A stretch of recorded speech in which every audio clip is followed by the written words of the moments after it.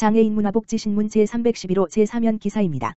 광명시 제21회 지체장애인 이날 기념식 성황리 개최.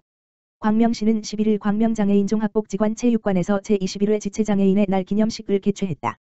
경기도 지체장애인협회 광명시지회 회장 최강식 가 주관한 이날 행사는 지체장애인의 자립과 권익 옹호를 위해 헌신한 장애인 지도자와 지체장애인들을 격려하기 위해 마련됐다. 기념식에는 박승원 광명시장, 박덕수 광명시의회 부의장, 시의원과 코로나19 백신 접종을 완료한 협회 회원 및 가족 350명이 참석했다.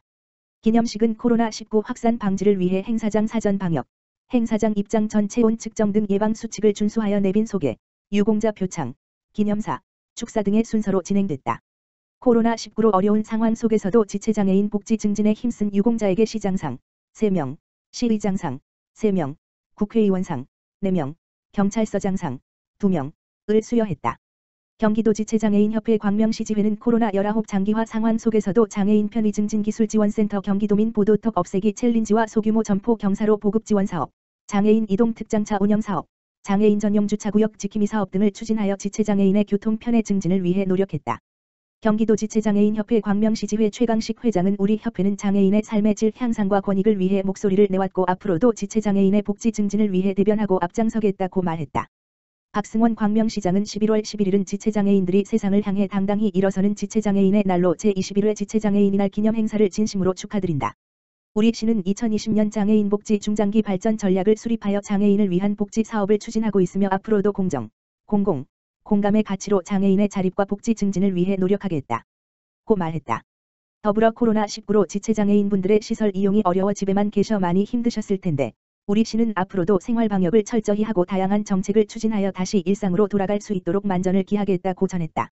광명시 하안이동지역사회보장협의체 사랑 담은 어르신 기저귀 전달. 광명시 하안이동지역사회보장협의체는 12일 뇌병변장애 등으로 기저귀가 필요한 취약계층 13가구에 성인용 기저귀 93팩을 전달했다. 이번에 전달된 성인용 기저귀는 하안이동 바르게살기위원회가 하안이동지역사회보장협의체에 지정 기부한 나눔장터 희망성금 139만 8천 원으로 마련했다. 지역사회보장협의체는 기저귀를 1가구당 6팩, 한 팩당 16개입씩 전달하고 경제적으로 더 힘든 가구에 2팩을 추가 지원했다. 노영덕 바르게살기위원 회장은 바르게살기위원들이 지난 4월부터 6월까지 3개월 동안 바자회를 열어 마련한 성금이 지역사회의 이웃들을 위해 값지게 쓰여 기쁘다. 앞으로도 지역주민들과 정을 나누고 어려운 이웃을 돕는 데 앞장서겠다고 말했다. 김수현 지역사회보장협의체 위원장은 바르게살기위원회에서 힘들게 마련한 성금을 주셔서 감사드리며 함께 관내 어려운 이웃을 도울 수 있어 기쁘다고 말했다. 이재범 하안이동장은 지역사회보장협의체와 바르게살기위원회의 도움으로 이웃 간의 소통과 나눔의 자리를 갖게 되어 더없이 기쁘다. 함께 더불어 사는 훈훈한 지역사회가 되도록 더 관심을 갖고 세심히 살피겠다고 말했다. 광명시 어르신 건강관리 스마트하게. 광명시는 보건복지부 주관 AI IoT 기반 어르신 건강관리 서비스 시범사업 공모에 선정되어 인공지능과 사물인터넷을 활용한 비대면 건강관리 서비스 사업을 본격 추진한다. 시는 기존 방문 건강관리 대상자 중 건강관리 행태 개선이 필요한 65세 이상 어르신 300명에게 스마트 기기, 활동량계, 체중계, 혈압계, 혈당계 및 AI 생활 스피커를 제공하여 정보통신기술 활용 맞춤형 건강관리 서비스를 비대면 방식으로 진행한다. 사업 참여 어르신들은 건강검사 후 스마트 기기를 지원받아 6개월간 전문 인력의 도움으로 건강관리 서비스를 받게 된다.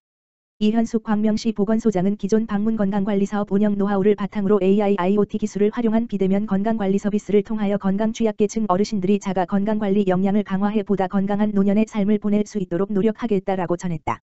기타 궁금한 사항은 광명시 보건소 생명존중팀 다만 전화기 지역번호 02-2680-5479-0765으로 문의하면 된다. 광주시 나눔 문화 확산 유공자 표창장 및 감사패 수여. 광주시는 지난 5일 나눔 문화에 적극적으로 참여해 지역사회 발전에 기여한 공이 큰 유공자들에게 감사의 마음을 표하고자 표창장 및 감사패 수여식을 진행했다.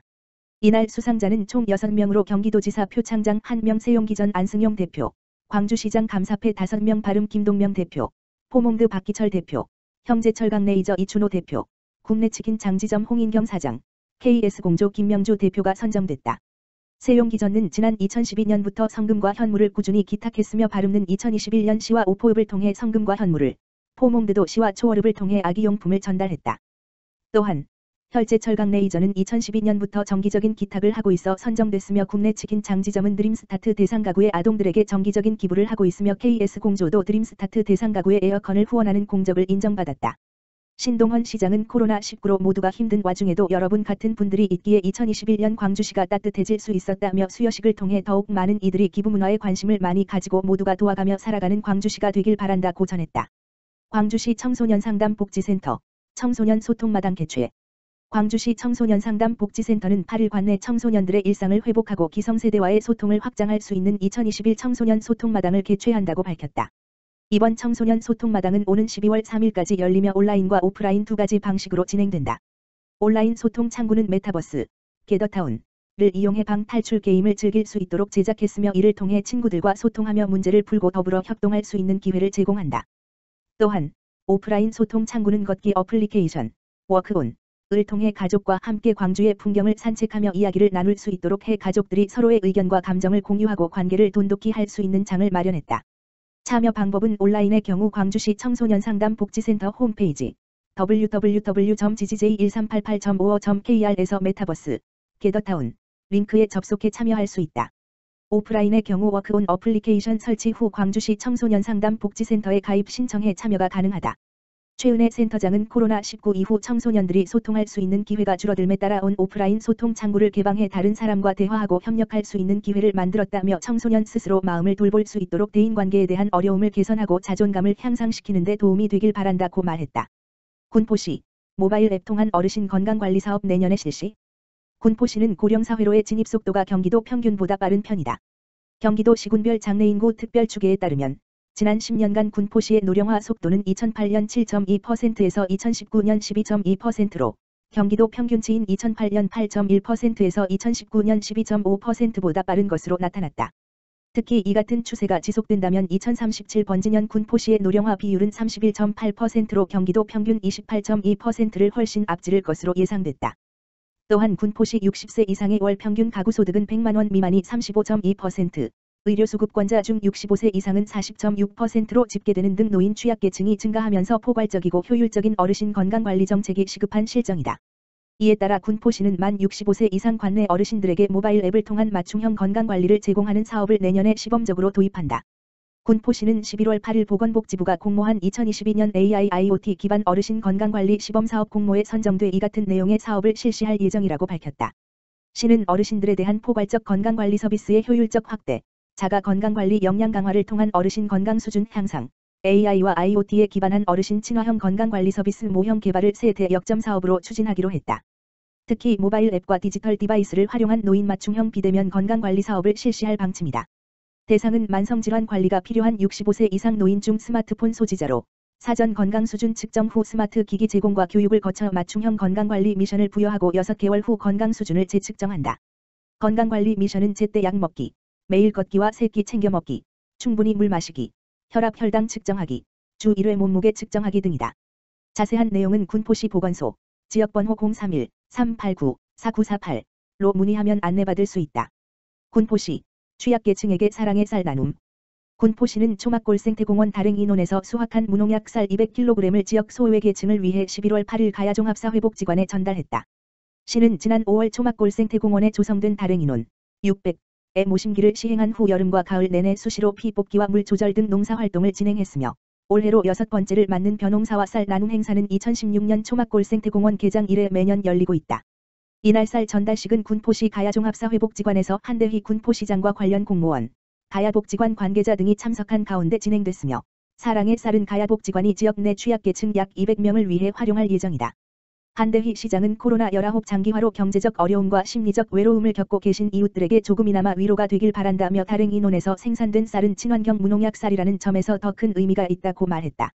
특히 군포시는 위드 코로나로 단계적 일상회복 전환이 진행 중인 점을 감안해 내년에는 시민들에게 도시농업의 생태학습과 체험적 여가를 제공하기 위해 시민참여 벼농사 체험 프로그램을 재개할 계획이다.